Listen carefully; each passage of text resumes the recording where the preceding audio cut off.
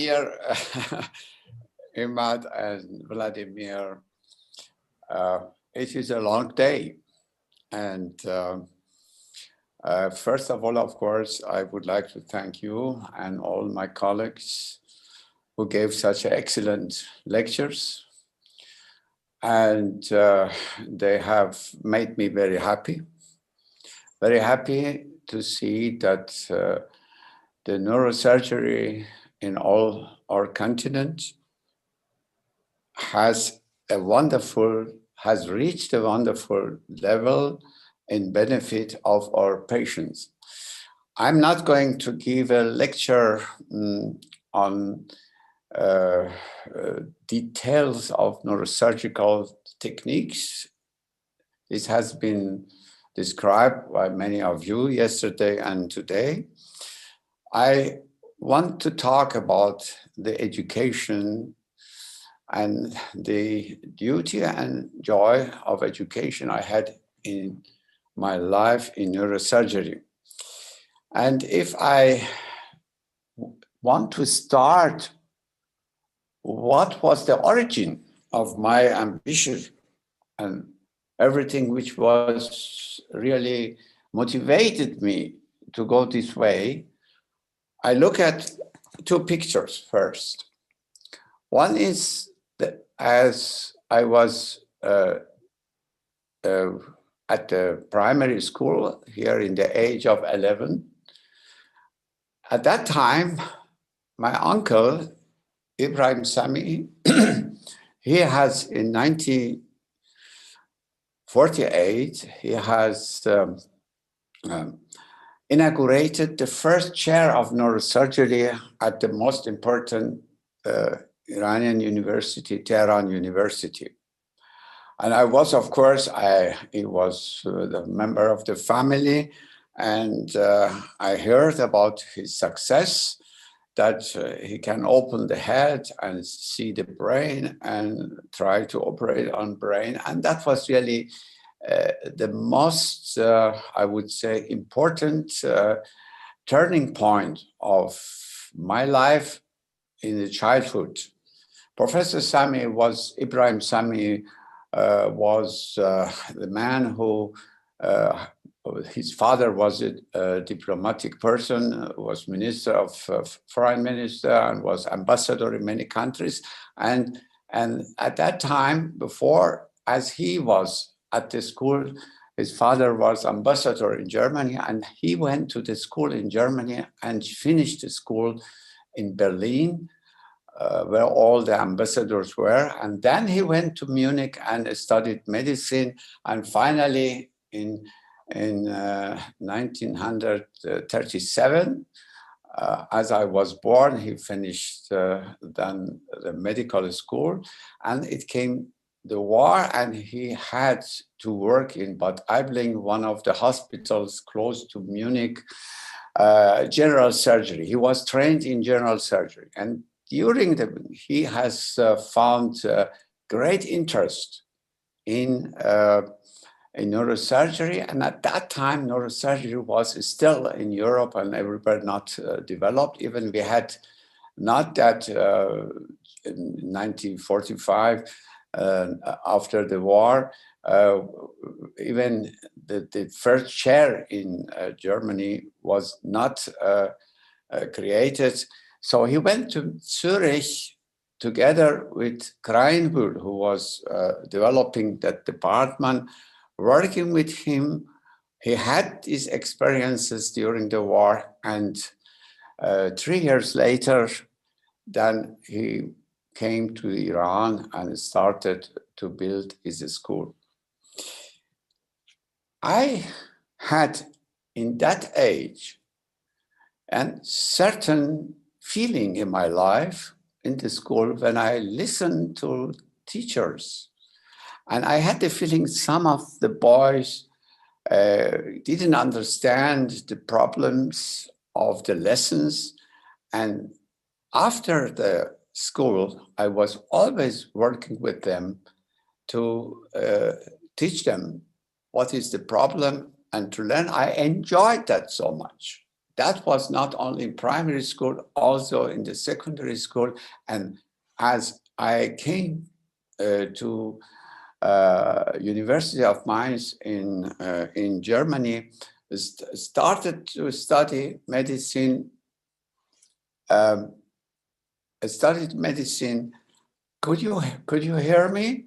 Yes. Hello. Yeah, we can hear you. Yeah, no Okay, problem. Yes. wonderful. Wonderful, because I had, and then this was the same thing. As a student, I was all the time working with other students and trying to prepare them for examinations. And it made me so happy to see that my other commilitons and other students, they could get success, and then they could. I had even one of the students who fell down through the examination 2 times. And in the third time, I took him and I worked with him daily and night. And finally, he finished the examination with me. And that was my greatest achievement at that time. Anyway, then I met my Sure. teacher, Professor Kurt Schurman. Really, I must say, this man was an important person in my life. It was a great man in his personality. And he came from a very good family. He was very well educated, and his treatment was always like a gentleman. I am sure if I would not started with him, probably I would not continue to continue my way, which I have done with him together. And in 1966, I started with him with the neurosurgery. I started already as a student, and I have the thesis of doctor thesis I went with him. And 1964, I started in a neurosurgery. And I had interest at that time. I said, I would like to, I heard from Donaghy and also Jacobson that in the experimental work, they have advocated microsurgery in neurosurgery. And then I have asked him, I could have a microscope. He immediately gave me the permission, and then I received the OPMI 1. That was the first operating microscope from Zeiss, and I started then to use it in experimental department, and then with the first step was to use it for peripheral nerve. And interesting was that at that time, as I started the microsurgery, in the same time, I had this gentleman you see here, that after a couple of years, I could exchange with them, because the other neurosurgeon, they had no experiences, no ideas about the microsurgery. Very interesting was the Corsi and Rand from Los Angeles. I met them, and with Rand, I played also golf, and Lenny Malis. These three persons were the person who could then, with me, exchange experiences on acoustic neurinoma. And with Ghazi and Charlie Drake, I was exchanging with them on later with Sujita about aneurysm and AVMs, so that when we met each other, we were discussing about different type of AVM, different type of aneurysm, how to clip the aneurysm, and so with them. But with Jules Hardy, with him, I was very closely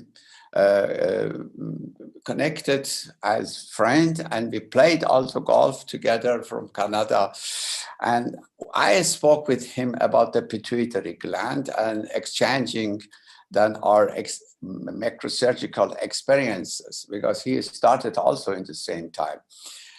But on the top, I must say, the Janetta was really we become very close friends, and we exchanging our ideas. I was impressed by him as he showed me the first cases. He used microsurgical decompression of the cranial nerves, in trigeminal nerve particularly. And I started also in Europe. I believe I was the first who started in Europe to use the macro surgery for vascular decompression. And in the beginning, I couldn't understand very well, but I had one meeting after 6 months with him. We were sitting in a bar. I told Peter, I am not very convinced. I said, look, and he gave me really a private lecture on that the compression has to be done just at brainstem. Because I did it, I was afraid to go to brainstem. You must imagine in the time 69 and 80, 70, we had experiences in that area, but I was very careful. And then I understood that, and I came back and started, and it was successful. And then I told him here, Peter, because I was active in facial nerve and peripheral nerve, and so I said, I think it is time to organize together one World Congress on cranial nerves, which was done in 1980. And 81, we published that book. I think that is the only really reference book which existing in the world still, which is now about 40 years old, that all cranial nerves has been here. I had by myself 13 articles in this book. Now, interesting thing was my I would say, experience in a meeting with Hanno Milesi, who was a plastic surgeon. Because I was interested in peripheral nerve, and he gave a lecture in Wiesbaden once and demonstrated his about 12 cases he did nerve grafting. And the result was impressive, but I didn't believe him. And I said, my goodness.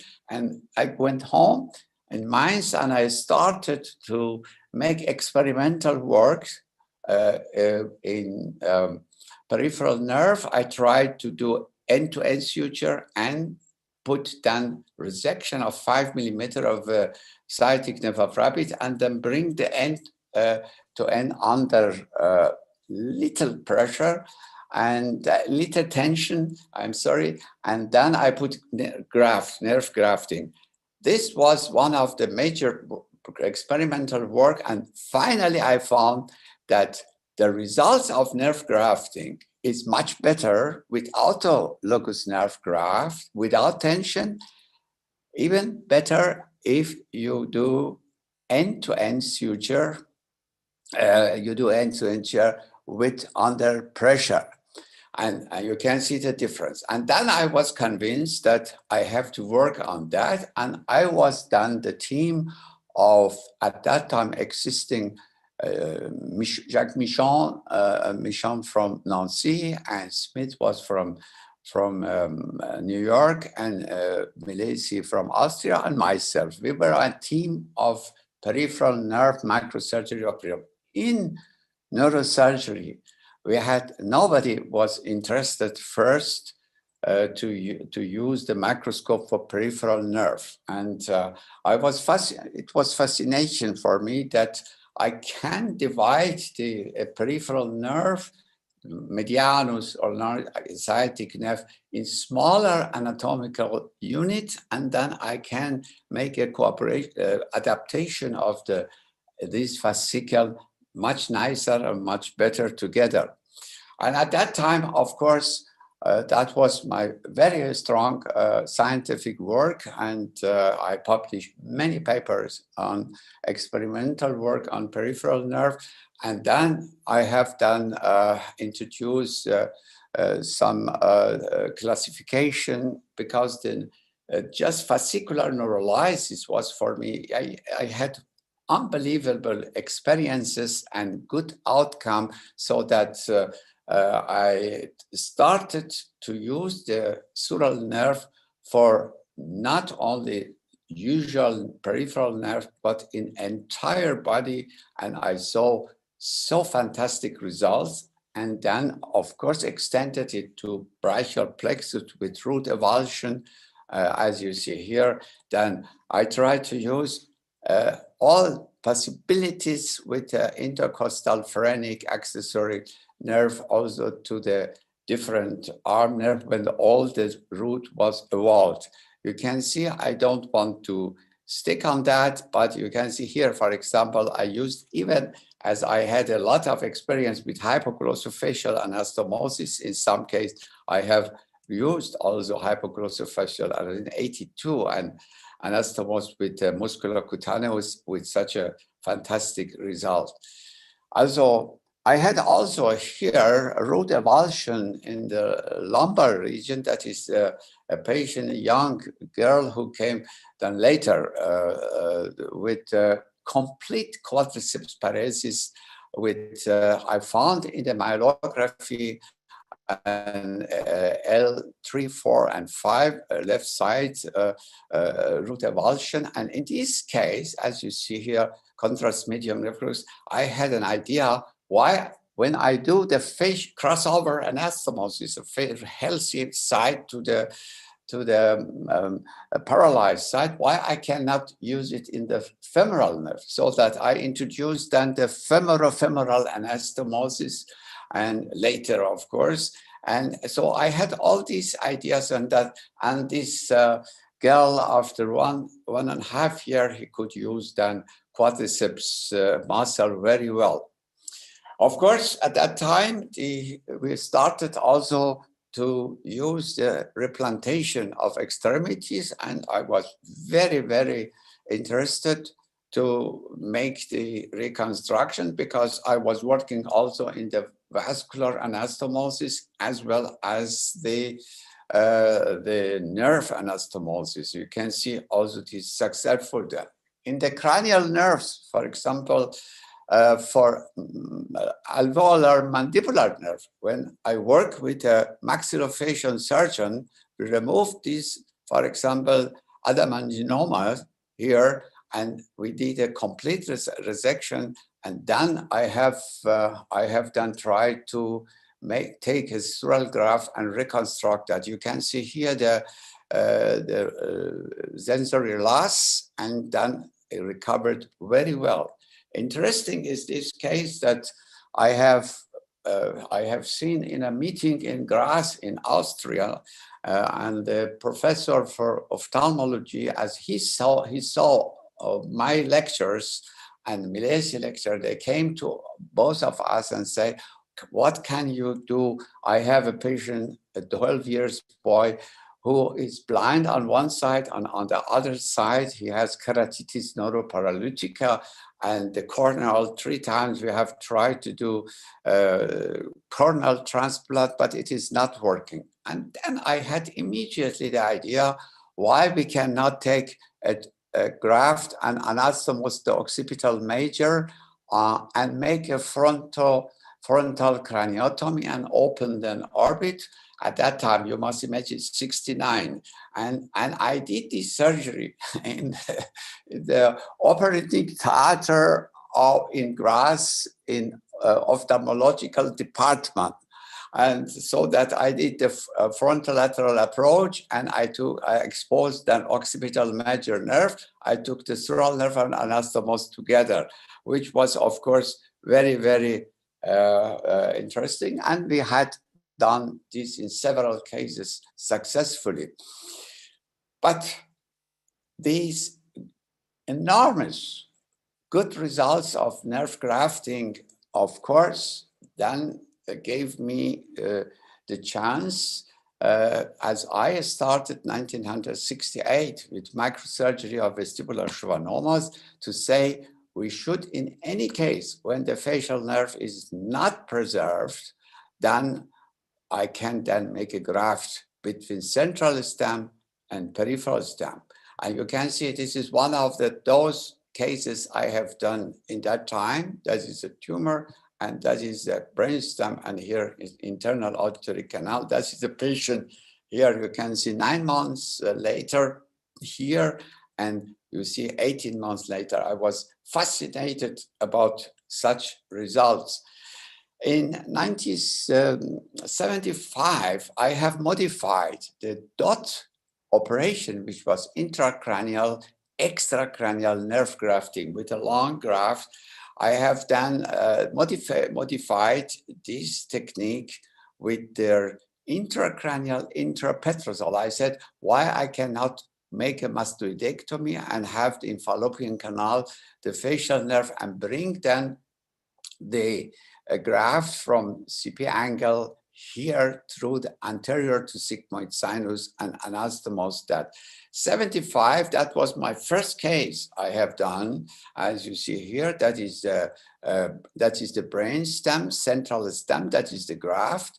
And then anterior to sigmoid sinus, I made a hole and take the second end of the graft and brought then to the mastoidectomy and try to anastomose with the fallopian canals portion of the facial nerve here.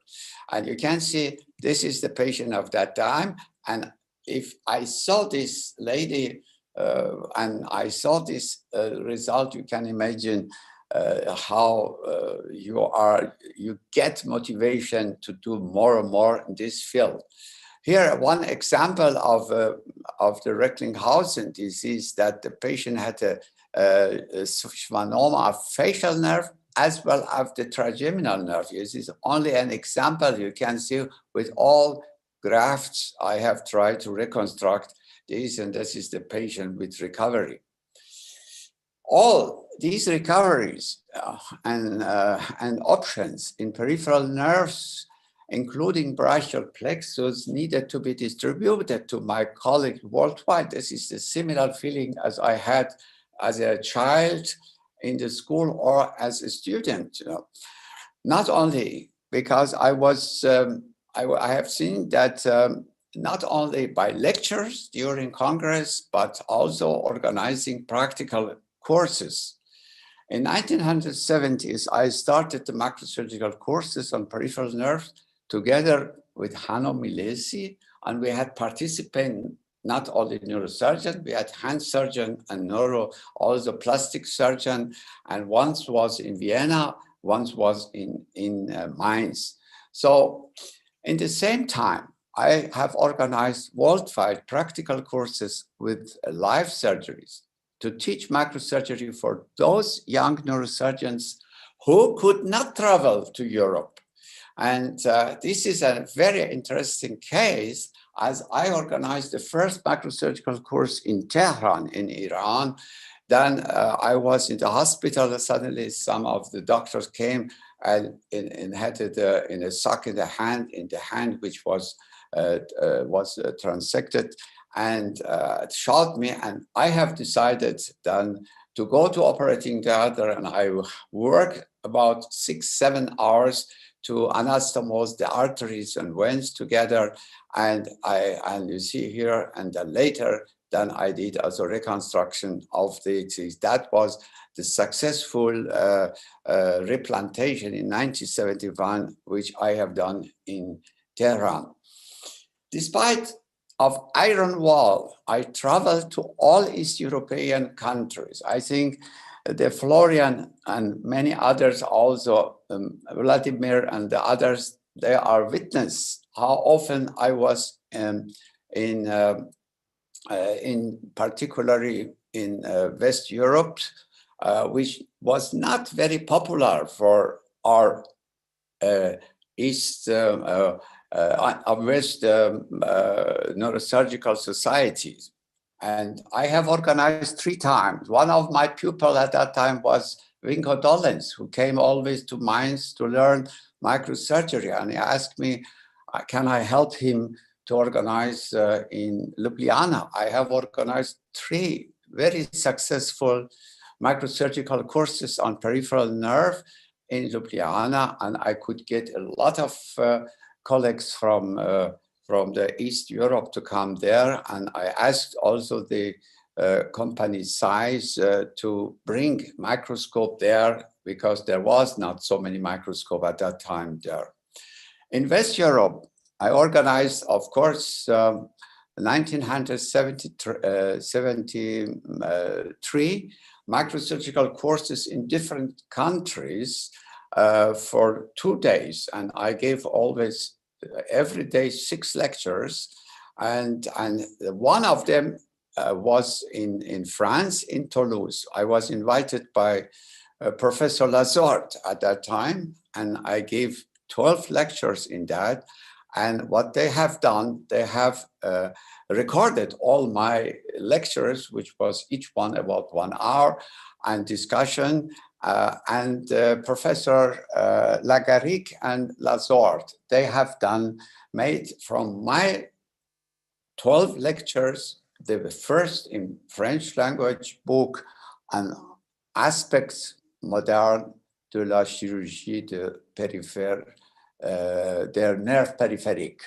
And this was then published, that my colleagues in France will then appreciate to read whatever I have done during this time. In the same year, also 1973, I was invited by Professor Scoville as guest of honor in the Colby College, who organized every year an educational course for all young American neurosurgeons. And, oh, I'm sorry, yes. Why it doesn't go? Here. And you can see this picture. It's a very historical picture. You see, there is Professor Scoville, and I was the guest of honor. And this is the top neurosurgeons of North America at that time. Here, John Ronsahoff, and you see Jules Hardy, and also the pediatric neurosurgeon also here. And here you can see the Peter Geleta. And in this meeting, I gave, I don't know, 6, 7 lectures on peripheral cranial nerve and many topics. And Joe Ranzohoff was editor of a very important book, which was Modern Aspect of Neurosurgery. And he asked me to write the chapter of the peripheral nerve, which I wrote at that time, which was very well welcome in the United States. And of course, in the same time, of course, I have done in 1981, I started with microsurgical courses in India and China. In each country with more than 1 billion inhabitants, there were only 200 neurosurgeons in India. Keki Turel was one of my pupils at this course, and also Dr. Misra was assisting me. I did not all the lectures, but I did also live surgeries, several at that time in New Delhi. And I have additionally started to organize what I have done in Toulouse, also for neurosurgery in different countries, Ukraine, or many, many countries. That is in Bangladesh.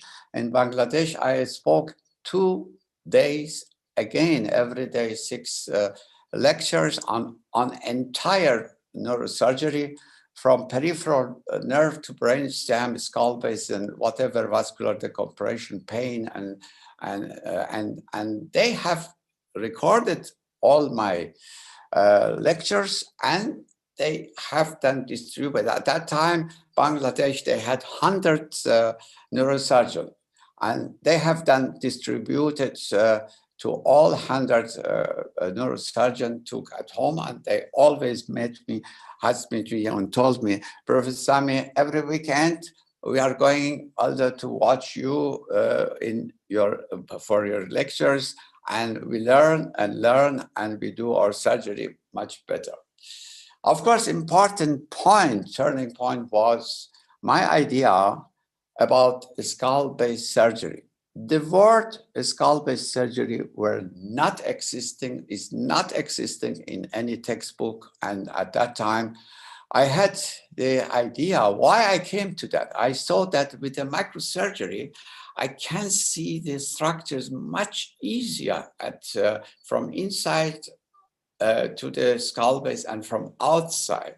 And that was the reason that I tried also to look at the literature. I found that there is, of course, in ENT neurosurgery, maxillofacial surgery, there have been some approaches to the skull base, but all either from outside, from otological point of view, or from inside of the skull. And here you see the pioneers of neurosurgery, the pioneers of ENT, and here maxillofacial.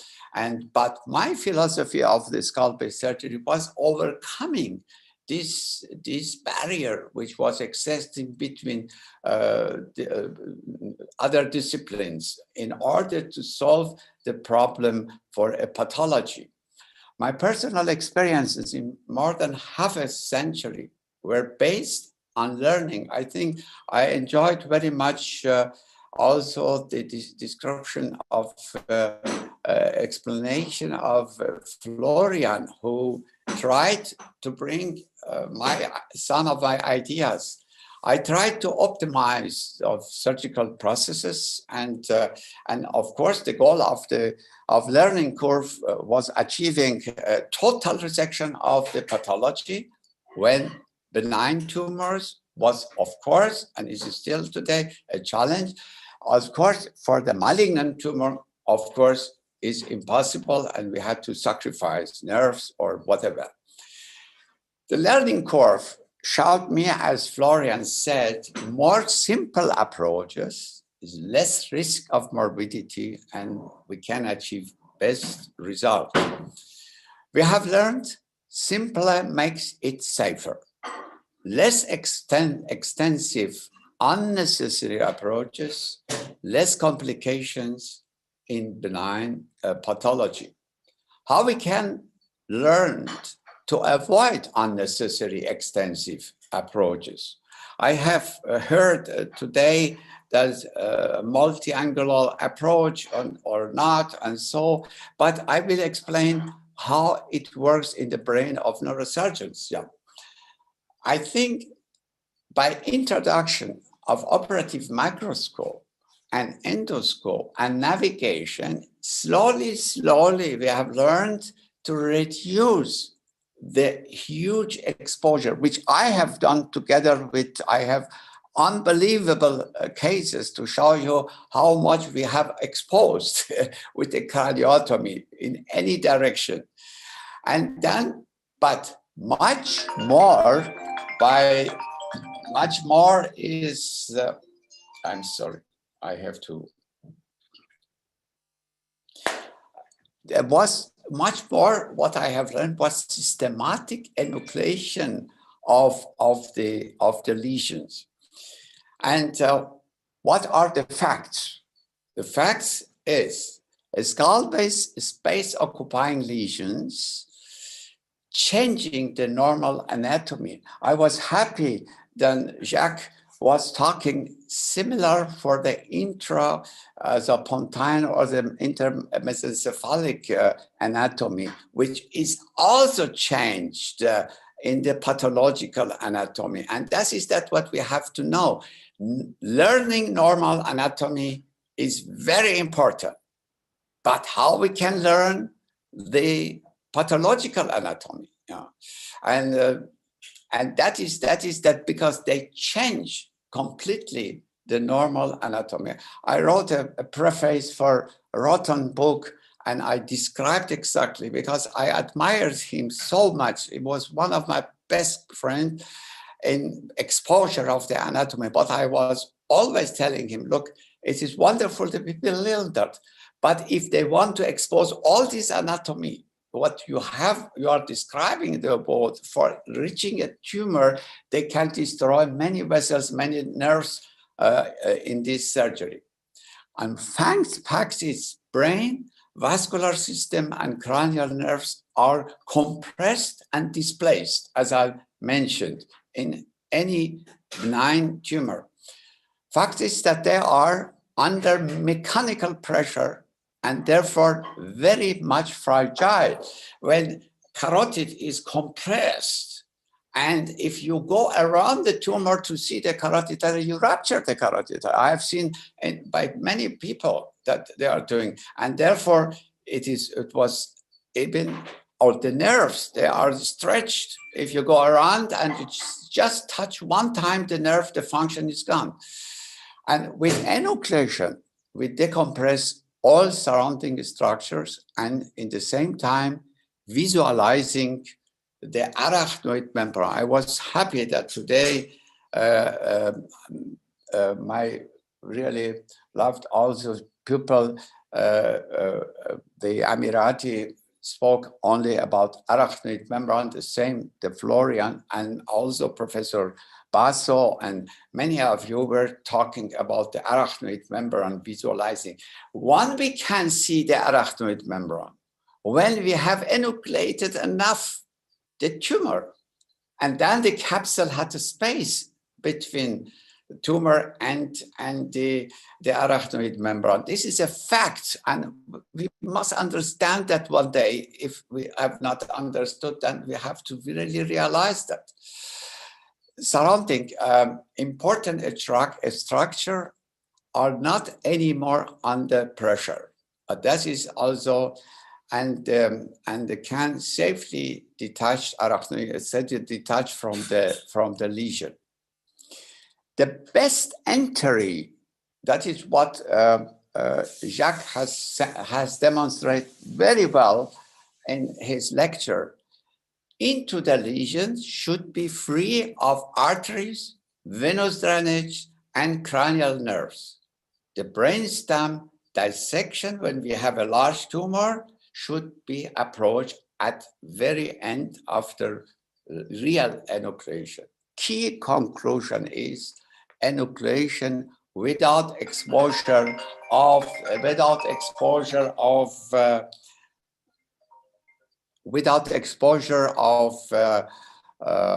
I'm sorry, here they are all neurosurgeons. I don't know why they are calling me.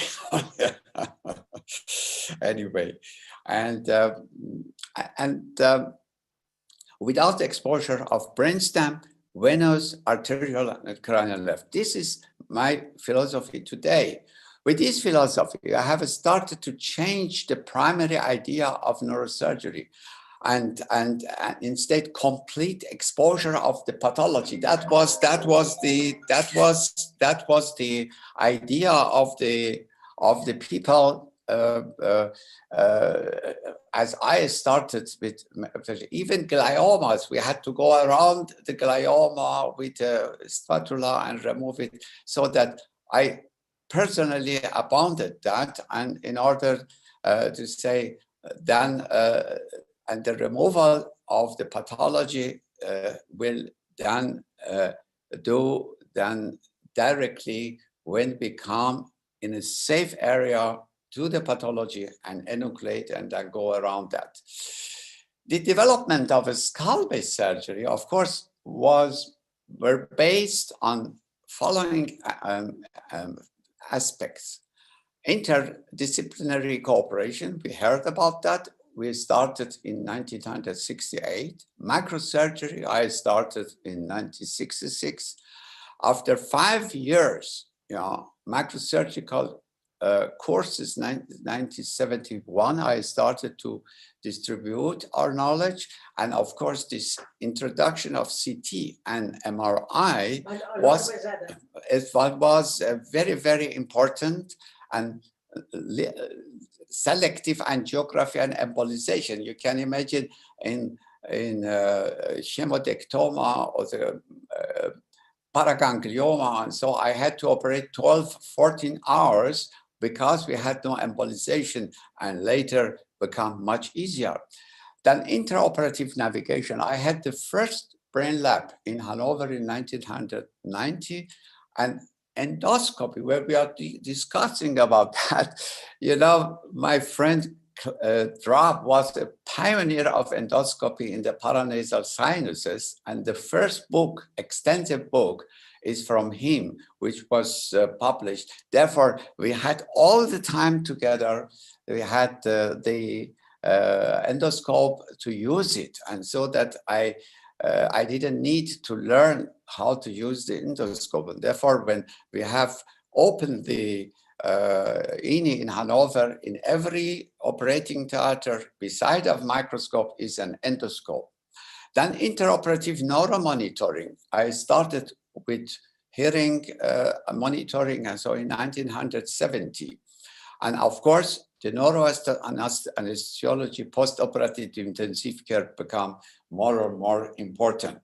And the skull-based surgery, as I said, is an interdisciplinary cooperation, and two fields, anterior skull-based paranasal sinus, petrous bone, posterior fossa, and middle fossa.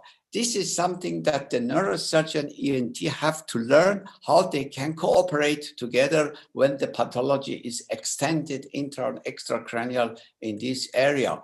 And at that time, as I have started with my team there were only few places they worked from time to time. For example, in Los Angeles, that was between House and Hitzelberger, just for the petrous bone, for acoustic, and in France was Portman and Tersac, and in Switzerland, Gazi and Fish. They didn't like each other. Sometimes they were obliged to do something together. But in Great Britain were Morrison King, and they were also working for acoustic, but very strong cooperation was between Lindsay Simon and Cheeseman for all pathology on the anterior skull base, particularly the malignant tumors with the paranasal sinuses. We have tried in Mainz, 1970, officially to create the interdisciplinary teamwork between neurosurgery, ENT, and neurosurgery. But I have included the neuroanatomy. Professor Lang was one of the most prominent neuroanatomists in Europe. I would like to say in the whole world. And after we had our experiences with skull-based surgery, then I was obliged to organize courses. And the first ever course, which was organized for skull-based surgery, was 1979. And this group, what you see, they are the first European participants as a neurosurgeon and ENT. That is Professor Draft, that is myself. And that was the beginning of really enormous activity in skull-based surgery. In 1980, we have in Montpellier, together with Professor Rabichon, a genius anatomist of a really century, and together with me and then Professor Drav and others, we have started to create a so-called skull-based study group. And we decided every 2 years to organize a scientific meeting. You can see from 82 to 90, we had different topics, which we have for malformation, trauma, tumors in different areas. And then I came to the idea, I have to push all my colleagues in every country to push the interdisciplinary cooperation and create a national and, if possible, even continental skull-based societies. And in 1982, we started to write the book, and it was as we have seen by Florian, that this book is not a book of many chapters. There is only the book, which is my experience, my late friend, together about the entire skull-based surgery from anterior fossa to the posterior fossa and petrous bone. Everything was in trauma, malformation, and tumors in this book. This is the only book existing that has been ever published by only two surgeons, neurosurgeon and ENT surgeon. And the chapter of anatomy was written by Professor Lang.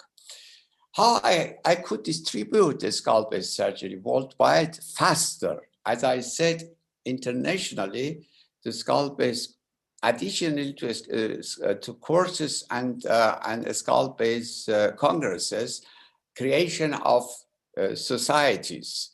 And in 1991, I inaugurated the German skull-based society.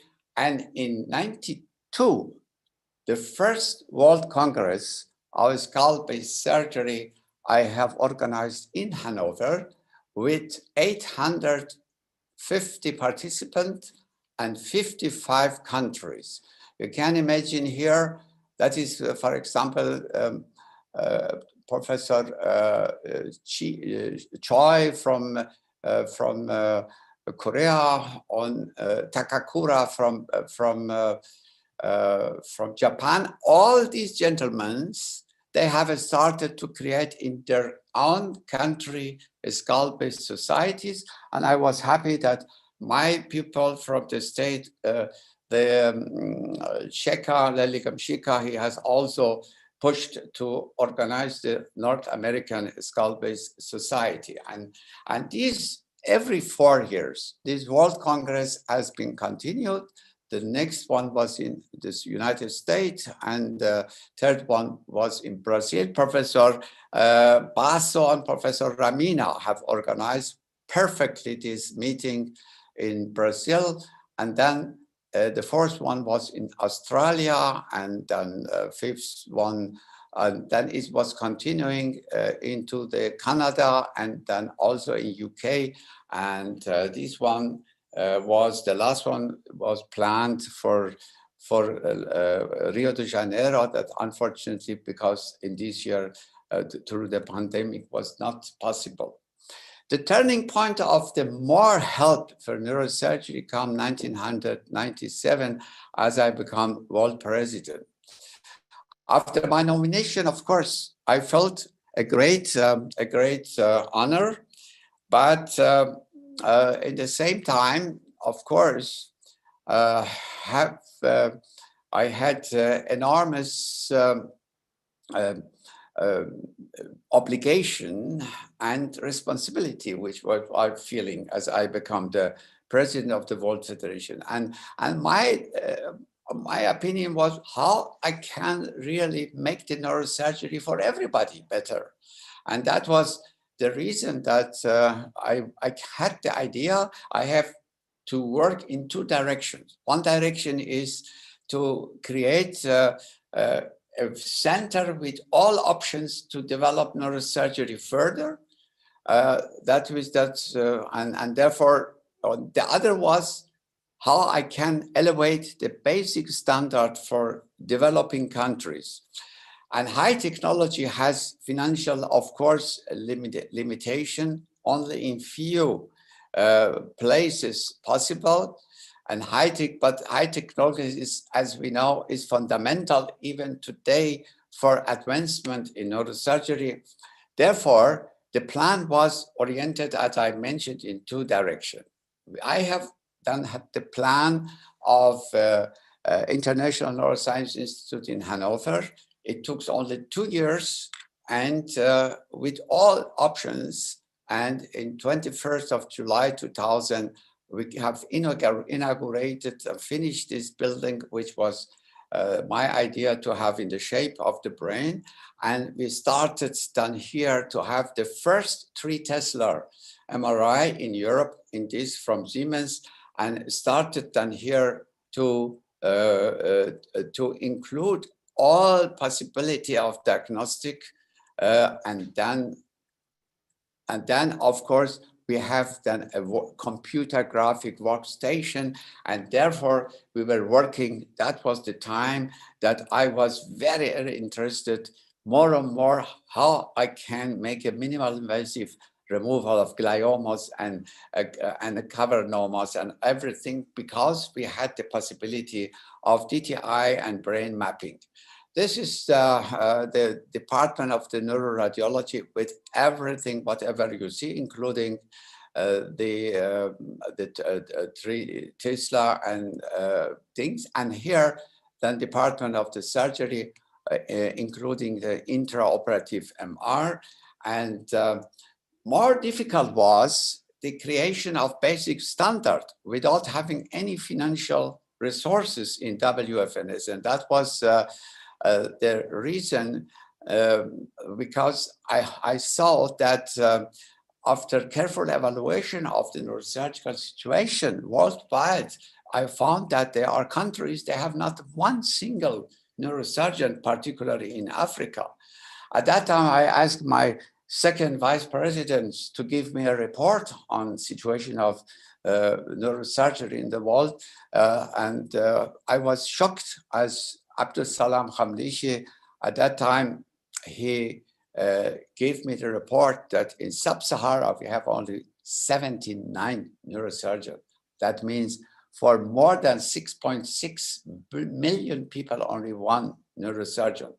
And that was the reason that I decided to create a foundation. The first money I put myself in that foundation, everybody was skeptic about creation a foundation in World Federation. They asked me, where are the money is coming from and so. But I was very impressed from my friend, as I have announced that I am founding the things, foundation for WFNS. Dr. Matrin Rodriguez was the first person who then said, Madjid, the idea is great. I would like also to make some sponsorship, and I never forget that. And then, of course, later I am thankful for Professor Basso, who accept my desire after certain time to take care of this foundation. But in the same time, I try to create the basic neurosurgical instruments, because I say when the people are educated, go home and they have no instrument, or the microsurgery is the precondition to be successful. And I spoke with company Size and Escolab, and they both have given me the best support so that we could then establish that. The other thing which I have done, which still is working very well, I have created the Forum of Young Neurosurgeons, that I say I have to include all young people into the activities of the World Federation. And here you can see the major purpose of foundation is promoting the worldwide development of neurosurgery, focusing on developing countries. And here you can see I am talking with the president of the university in Rabat and Professor Khamlishi, and I have nominated the Morocco because I was convinced that Khamlishi has really learned the modern neurosurgery. He was always active to follow my philosophy. And then I said, he will be then able to organize this. And he took this responsibility and fight with the government university to get the permission for education. And particularly why I have decided to do the education in Africa, because I didn't want to make that mistake which John F. Kennedy did in 1961, that he has brought hundreds of top level students from Africa, from different countries, Africa to United States, and they have educated in United States. None of them then went back to Africa. And my idea was that we have to transfer the knowledge to the brain, our African colleagues. And therefore, I said, we start education in one of, by the way, one of those people was the father of Obama, who became then president. I started, of course, to give lectures many times, the courses which we organized in Rabat, and the same time, and that is the set of basic cranial set, which we have about 150 pieces, and the same spinal set, and you see the microscope, which is still, after so many times, more than 25 years, is still the price of this microscope, which is working, is $100, not more. And I am thankful to company of size that keeping on this. These are the first people that with our foundation, the World Federation, become neurosurgeon in Rabat. And here the courses we have organized in Rabat, this is from 2011. But since then, I have been participating in every of the courses. I want to thank Professor Hamlicio and his staff for supporting all African neurosurgeons. And 10 years later, I asked Professor Hamlicio what happened with the number, but I was very disappointed because the number 79, despite by our support, was only 142 patients, two colleagues in the sub-Sahara, and state of 6.6. Now about 5 million people had. And I remember that in September 2011, during one of the World AC meeting, I have criticized the president and so, and that I am not happy about the development, and they then and this meeting, they changed the situation, and they told me, "Now, Professor Samii, you have started at that time with Africa. We would like to nominate you as an ambassador for Africa." Okay, and then as ambassador of Africa, I was thinking, what can I do for Africa? We need much more trainees and training center, I said, for full education neurosurgery in developing countries. And I had, of course, to go, because I said time is very important, not to lose time during my 4 years presidency. Later as ambassador, I'm sorry. And then this project has been initiated, Africa 100, to improve the quality and quantity of neurosurgeons in all continent of Africa, particularly in the sub-Sahara. And Africa 100 was planned that young, intelligent African should be neurosurgery, should be trained in neurosurgery for 5 to 6 years. And of course, I decided to carry the patronage of this project, regulation of the budget, place of training. First ambassador meeting, I am so happy that Professor Qureshi has very nicely demonstrated this meeting, which was in Nairobi, Kenya on 28 January 2012 with two purposes. I have announced the vision and modalities of Africa 100 in this meeting. And a committee of African neurosurgeons has been established during this meeting.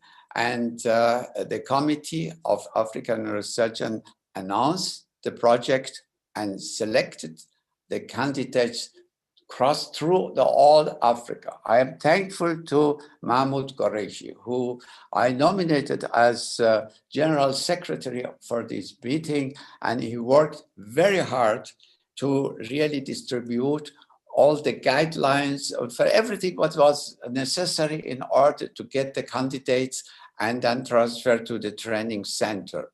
And in 2013, the training started in Rabat, And in the meantime, the number of the candidates and training centers have been extended. All candidates who finished their education are working in their home country successfully. In the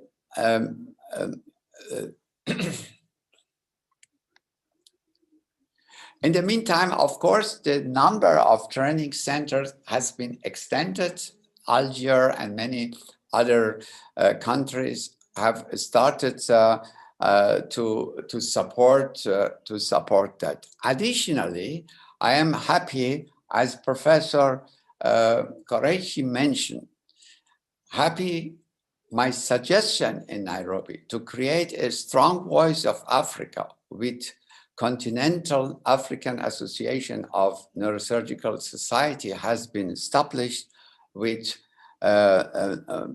present more than 45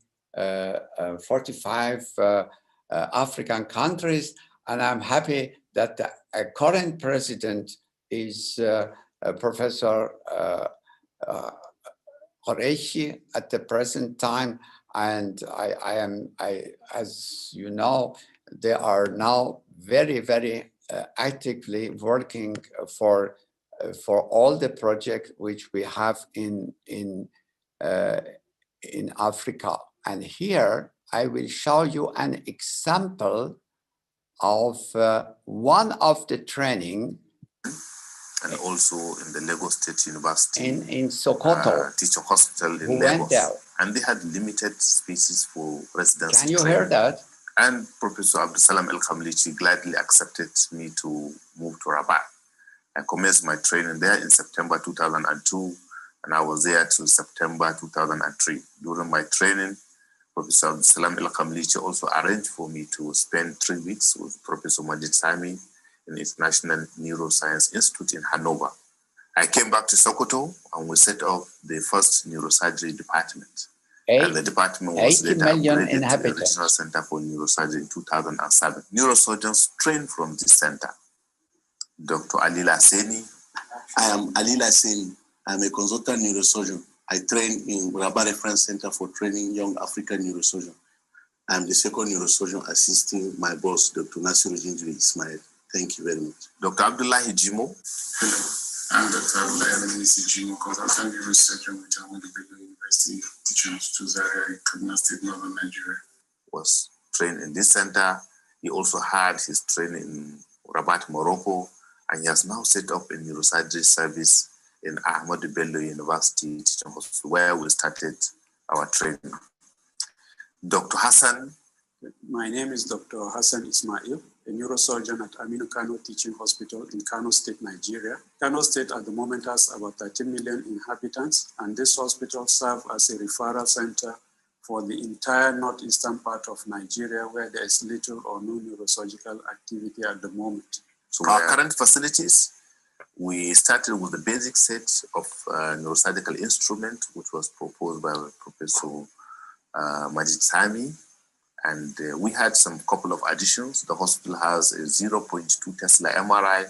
We have a CT scanner. We have a CM fluoroscopy. I don't want a couple to continue because of time, but he is explaining what they are doing. They have more than every year, more than 2,000 surgery, and very, very active. And they have also 5 residents who are 5 associates and now 5 residents at that time.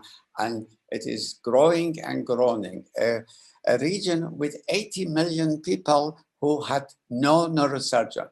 And Ismail Nasiro, just one person went there and created such a situation. My dream is I Africa, future plan in Africa. And I hope I can, with Mahmoud, we tried, but still we were not successful. But Mahmoud, I promise you, I will try my best to create such a center which under the African neurosurgeon will then train all young people in entire Africa. In China, you see this plan of the China INI, and in 2004, the government of China from Beijing, they came to Hanover. This is Lord Mayor of Hanover, and that is the president of the university, and that is Professor Ling Feng. And we have signed that I become the president of the China INI, and I should then create the similar house in Hanover, in Beijing, at the university there. These are at that time, my staff. Here in the first row, there are my team from Hanover who went to Beijing, and they are all, at that time, our assistant. And they are now, and I have educated them more than 20 years. They came to Hanover, and then we went there, and here you can see the masters of neurosurgery. I've nominated them to help me to educate Chinese neurosurgeon in courses which we have every year, 1-2 times, with live surgery. And here you can see one of the courses with participants 2004 and 2005. Every year you can see they are the participant. The Minister of Healthcare of China, they have seen that we are really voluntarily helping our colleagues. They have, and here you can see the president of university and hospital and the director of healthcare of Beijing. They all have tried to support me to build the China INI in Beijing at the capital university. And I have donated then the plan of donated the plan of Hanover, which we had to pay at least 2-3 million German D-mark at that time. I have donated to the university, and here the Minister of Health is thanking for that, and here the Lord Mayor of Beijing. They all have helped and appreciated this voluntary work with it. Even the Prime Minister here of Wen Jiabao from China, which wanted to thank me on all the professors who were with me to help the China for creation.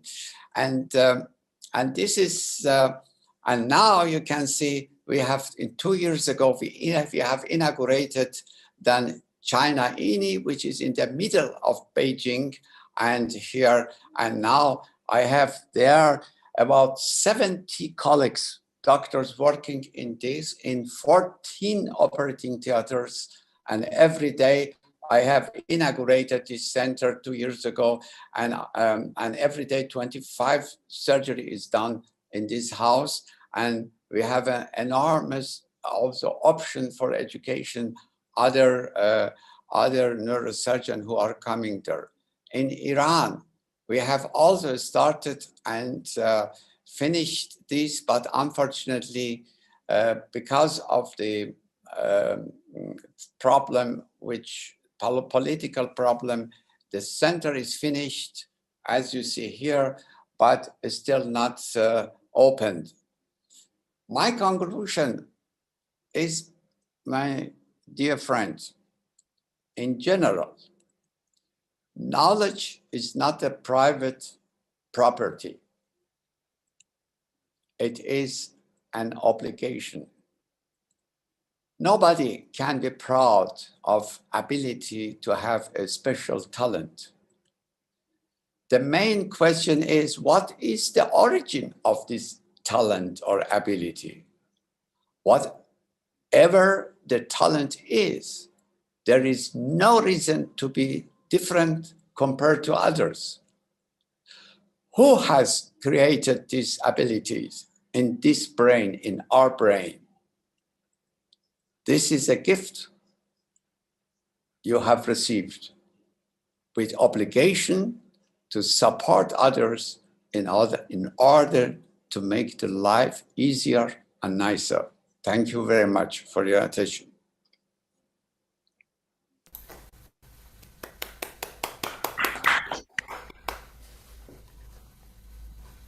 Thank you. Well, thank you very much, Professor Samii, for this comprehensive review of these major steps you have in your career as a great educator and mentor. No one has a doubt, a single doubt, or a grain of doubt of the greatest effort you have given worldwide and every spot of the world, and including the underprivileged countries. And we all, as I said, we wish you more years to come. Of course, you celebrated for your birthday with the family, but we are very proud to have somebody like you in the neurosurgical family who has touched the brain to make it better, but touch the heart of people and humans. I